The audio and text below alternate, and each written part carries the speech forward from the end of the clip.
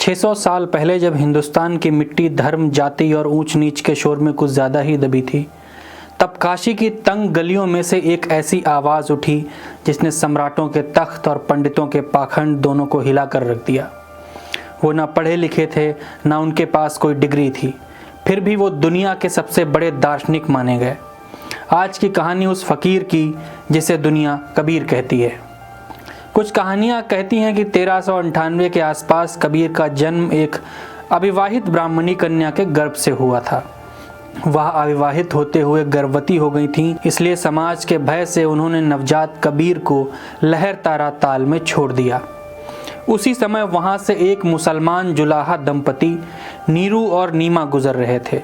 उन्होंने उस बालक को देखा और ईश्वर की देन मानकर अपने घर ले आए। नाम रखा कबीर। कबीर शब्द का अर्थ ही होता है महान, अलौकिक या विशाल। कबीर का बचपन बनारस जैसे धार्मिक नगर में बीता, जहां एक और मंदिरों में आरती, शंख और पूजा चलती थी, वहीं दूसरी तरफ मस्जिदों से अजान की आवाज़ आती थी। कबीर दोनों के बीच की खींचतान देखते हुए बड़े हुए। लोग एक ही ईश्वर को अलग अलग नामों से पुकारते थे, लेकिन एक दूसरे से नफरत करते थे। यहीं से उनके मन में सवाल उठा, अगर ईश्वर एक है तो इंसान इतने बटे क्यों हैं? यही प्रश्न उनके भीतर की क्रांति की शुरुआत थी। कबीर उस समाज में बड़े हुए जहां पंडितों, मौलवियों और जातियों की दीवारें बहुत ऊंची थीं। हालांकि उनका पालन पोषण एक मुस्लिम जुलाहा परिवार में हुआ था, लेकिन बचपन से ही उन्हें ईश्वर, साधना और ज्ञान की गहरी प्यास थी।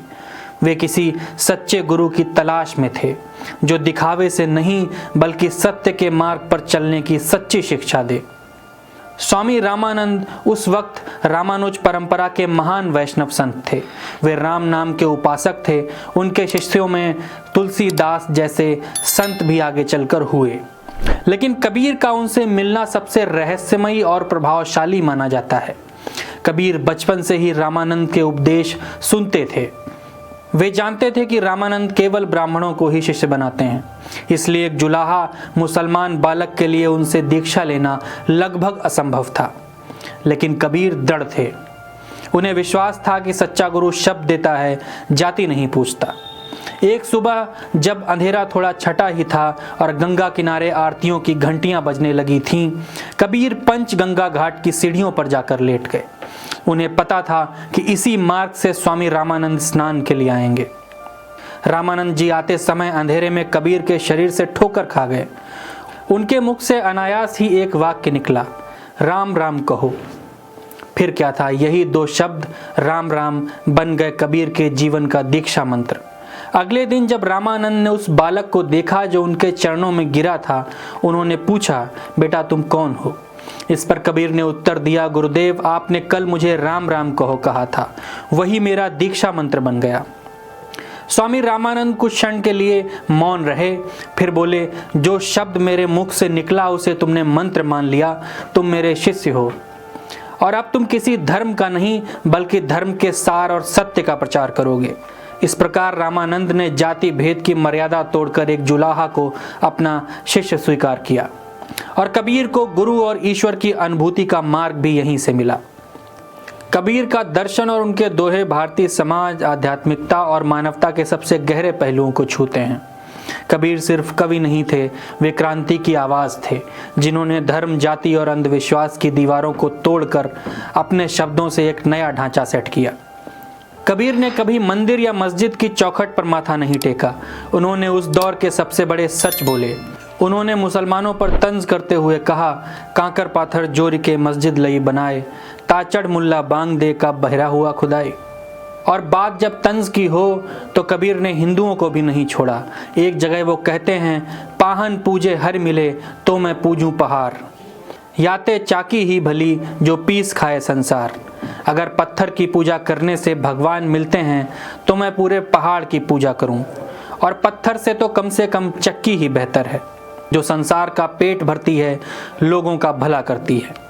कहते हैं जब कबीर की ख्याति बढ़ी तो मुल्ला और पंडितों ने सुल्तान सिकंदर लोदी से शिकायत की, जिसके बाद सिकंदर लोदी ने कबीर को दरबार में बुलवाया। जब कबीर पहुंचे तो सुल्तान ने कहा, सुना है तुम खुद को बहुत बड़ा संत मानते हो और हमारे धर्मों का मजाक उड़ाते हो। कबीर ने शांत स्वर में इसका जवाब दिया, मालिक एक है सुल्तान, नाम लोग अलग अलग लेते हैं। यह सुनकर दरबार में सन्नाटा छा गया। कबीर की बेबाकी से नाराज होकर सिकंदर लोदी ने कहा, अगर तेरा ईश्वर एक है और हर जगह है तो देखूं क्या वह तुझे बचा सकता है। उसने आदेश दिया कि कबीर को गंगा नदी में बांधकर फेंक दिया जाए। सैनिकों ने ऐसा ही किया, लेकिन कथा कहती है कि कबीर जल के ऊपर कमल की तरह तैरने लगे। सुल्तान ने इसको भी चमत्कार मानने से इनकार कर दिया और दूसरा आदेश दिया। इस बार आदेश दिया गया था कि कबीर को आग में डाल दिया जाए। कबीर को जलती हुई आग में इसके बाद डाल दिया गया, लेकिन आश्चर्य, उनका शरीर भस्म नहीं हुआ। वह शांत मुद्रा में बैठे रहे और बोले, आग भी उसी का रूप है जो तू और मैं हैं। अब सुल्तान ने कहा, इसे हाथियों से कुचलवा दो। बड़े हाथियों को छोड़ दिया गया, लेकिन कहते हैं कि हाथी उनके पास पहुंचते ही शांत होकर घुटनों के बल झुक गए, जैसे किसी संत के आगे प्रणाम कर रहे हों। घटनाओं के बाद सिकंदर लोदी हतप्रभ रह गया। वह कबीर के पास आया और बोला, तुम सचमुच एक अलौकिक शक्ति हो।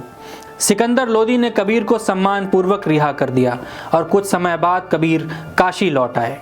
कबीर अपने जीवन का अधिकांश समय काशी में बिताते रहे। काशी को उस समय मोक्ष की नगरी कहा जाता था। लोग मानते थे कि जो व्यक्ति काशी में मरता है उसे मोक्ष मिलता है। लेकिन कबीर, जो सदैव अंधविश्वास और कर्मकांड के विरोधी थे, उन्होंने इस धारणा को भी झूठा और खोखला माना। जब कबीर वृद्धावस्था में पहुंचे तो यह घोषणा की कि वे काशी छोड़कर मगहर, जो उस समय तक नरक स्थल माना जाता था, वहां जाएंगे, क्योंकि समाज की यह धारणा थी कि जो व्यक्ति मगहर में मरेगा उसे अगले जन्म में गधा बनना पड़ेगा। कबीर ने कहा, अगर मेरा ईश्वर केवल काशी में है तो मगहर के लोगों का क्या दोष। कबीर मगहर पहुंचे, जहां उन्होंने अपने अंतिम दिन साधना, भजन और उपदेश में बिताए। उनका शरीर वृद्ध था, लेकिन मन अद्भुत शांति में था। कहते हैं उनके आसपास हिंदू और मुसलमान दोनों समुदायों के लोग थे, क्योंकि दोनों ने ही उन्हें अपने अपने संत के रूप में स्वीकार कर लिया था।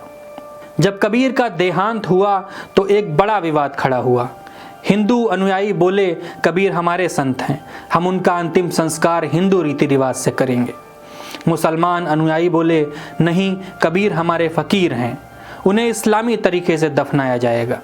दोनों पक्षों में झगड़ा इतना बढ़ गया कि वातावरण तनावपूर्ण हो गया।